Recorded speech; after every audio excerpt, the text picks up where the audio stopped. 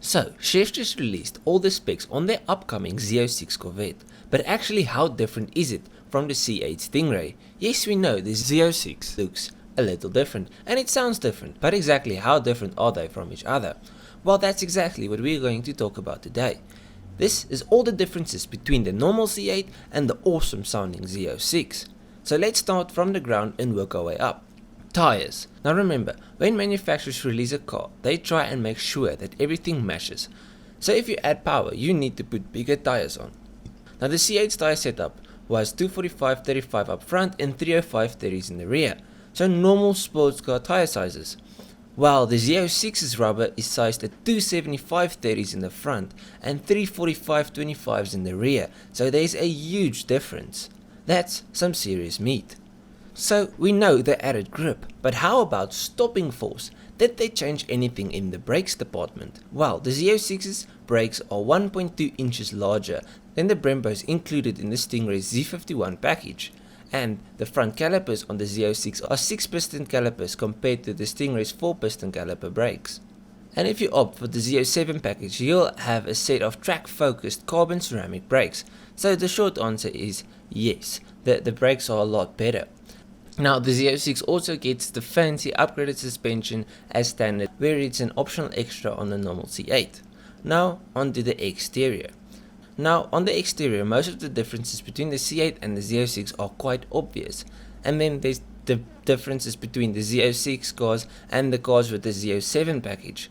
Like for instance, the big wing, really aggressive carbon splitter, and canards, all designed to keep the car stable at speed and through the corners.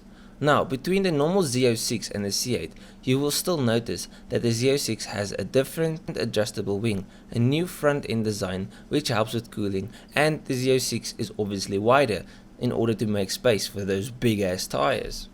So next we can talk about the engine or the interior, but I think let's leave the best for last. So interior it is. The interiors are mostly the same, but with the Z06 you can add some really premium looking carbon fiber to the interior. And if you ask me, a carbon steering wheel is the coolest thing since sliced bread, so it might not be a big change, but it's a good one.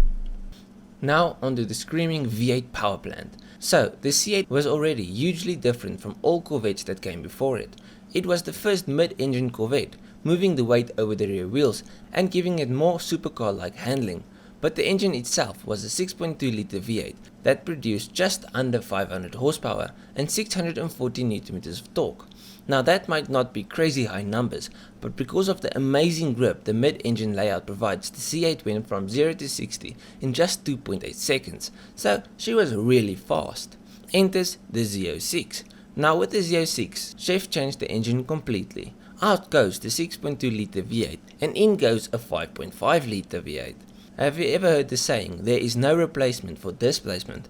Well, this car proves that saying wrong. The smaller 5.5 litre V8 makes a whopping 670 horsepower and 625 Nm of torque. How did they make so much power out of a naturally aspirated V8? Well, because of the cross-plane crank, the car can rev really high, all the way to 8,600 RPM, and the higher it revs, the more power she makes. This engine is so good, in fact, it set a new world record. This is the most powerful naturally aspirated V8 ever fitted to a production car. And if you think the 670 horsepower Corvette is crazy, the ZR1 is still on its way.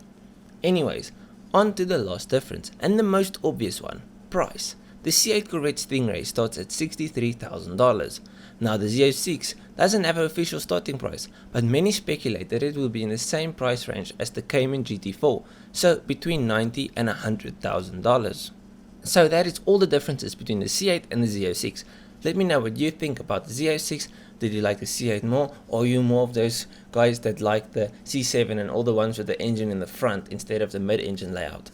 Let me know down below. If you enjoyed this video, please leave a like and subscribe. And if you did enjoy the video, go through my channel. I've got many more videos. I'll check you guys in the next one.